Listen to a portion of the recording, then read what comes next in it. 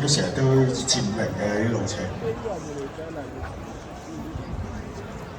6000-1800都係佢嘅射程㗎啦，咁啊但係1800就可能會再適合啲，睇一陣行落啲會唔會再活躍啲啊？呢個馬房都係誠實啲好嘅沙圈。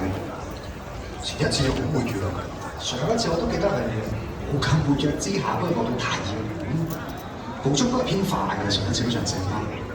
3號進賽飛馳，能力就唔係特別高啦，跑12場就有3個位置。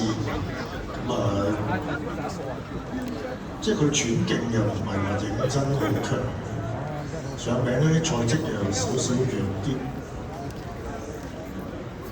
佢因為跑法比較局限啲，因為佢係單速少少嘅馬，又係啲長路程咧，我覺得就比較合發揮啲嘅。好啦，呢隻係新勝馬4號威威父子，話500馬小連捷啊，剛剛都有隻連捷啦，入馬房啊。咁但係威威父子上一次就賺咗一個幾快嘅步速，都係嗰場馬係雪峰啊放得幾快。咁雖然喺直路揾位都唔係好順暢，但係揾到位衝上嚟緊贏或者風雲。今場有冇咁快步速咧，就都有啲疑問。佢上場臨入直路嗰段咧，佢就有啲惡劣嘅形勢，一個等字咁樣咧，佢就順帶唔到佢上去。今日呢個檔希望咁使落爆啦。武林至尊，呢後面嘅事，朝頭早好睇嘅，但係就跑其實近期好多場都失望。朝頭早跳嗰種跳得好吸引我自己覺得，不過都覺得陣上將精為準嘅。今次咧啲唔同嘅就係轉隔咗成差唔多4場，佢衝到而家未翻去呢個首本路程。叫住馬上名都係呢個路程啊嘛。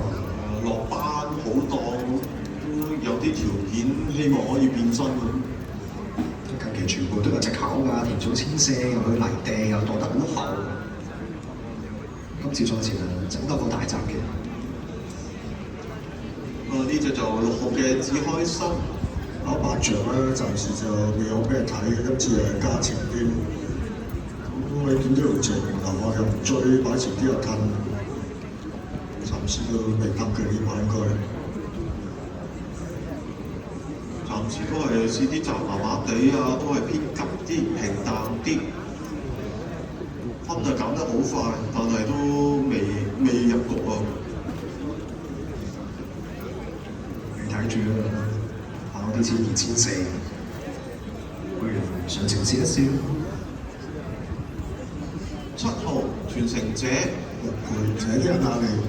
喺400成日跑445啊，好似都我上嚟嗰隊係追下，到500又係跑445，又好似同你追下。其實再之前17比0嘅飛都未跑過，真係好似覺得又幾吸引，又幾好狀態，又成日都同你追，但係成日追嚟飛都追唔到。呢啲馬你話即係攬咗我覺得都話唔服，要佢真係有諗法正。咁仲要再加多個自動，俾佢再賺你都。即係落到嚟500就成日都覺得佢應該有當然餘地嘅，甚至我都話佢哋難地啦，咁啊200草地佢有飛嘅。一檔馬嗰啲落轉氣，啲馬你落嚟啊都足嘅，相信呢邊有所求。呢個季中就翻過嗰啲馬，翻咗落，草好似就跑得有時間呢個程度上。咁加埋你入檔啊，我諗呢個領航係今晚都係搏殺嘅，我諗都特登落住一匹馬同1萬速嘅，反正係好嘅。9號同老港，跑完2000又縮翻去跑1，好似縮程就縮得過溫馬。雖然上一次就係突然增程嘅，有次都叫2000上到名。一嚟喎，又驚佢爆唔起嘅。本身可以有健康問題之前，少用啲跟前少少嘅跑法都可以嘅。冇錯。其實咁樣之外咧，佢好似一個行質啲嘅。我呢度試過多10號我嘅血風，叫成日獎金名次嘅，雖然你有個 Q 上一場就獲得好快嘅11磅，今日翻到嚟都叫前面嗰紮馬之中，佢又話一定都即係仲可以上名嘅匹奇咯，都計嘅水準都唔錯。跟住7檔嗰種段唔係走得快，都應該係機會馬之一。當然最大嘅問題係今晚嚟跑到，係你放你嚟追咧，就係場名知。嗰日就好嘅鐵欄啊，嗰日鐵欄啲馬都佔有好大嘅優勢。鐵欄都好多馬人今晚都會再跑㗎嘛，所以係咪真係11超磅嘅，着領先。咪退出過啦，3月19號，咁啊停咗幾日嘅馬就只翻3課，其實算話好特別吸引，中人勁過下。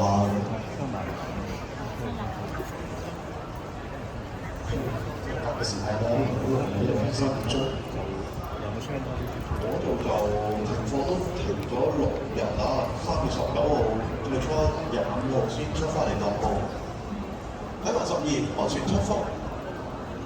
攞16場啊，得呢個路程要跑過第3喎，贏方超影咧，黃星勇士嗰場，而家你事後睇翻嚟，可能都係水準比較低一種嚟，所以跟住再跑幾場都冇再上名。似乎都係有效。咁佢後生嘅啫，4歲啊，但係都口夾面啊，佢以往仲練啲，依家都係3號，係8檔咧，佢以往即係跑前就翻嚟又冇，留住後有時又搶後。所以佢過往跑得好就係排內檔，貼欄單閘位，俾啲馬韞住啊，就可以近咯。至於近都係未識嘢。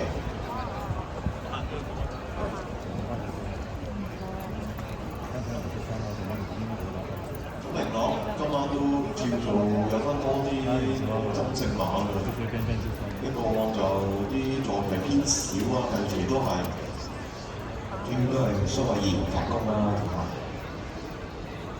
今晚都有啲呂健威啊，整嘅執法善勢俾佢啊，外檔。馬唔算係咩嘅，咪學習呢個。如果講飛咧，就算不過啲真係12檔教嘅啫。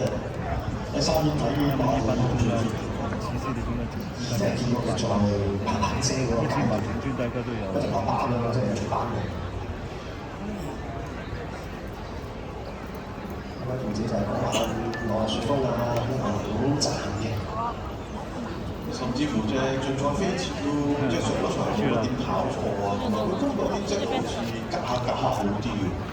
好啦，再提大家啦，今晚有4條彩同埋4條合併賽事都好咧，第6、7、8場各有80米嘅都好啊。揀馬啦！我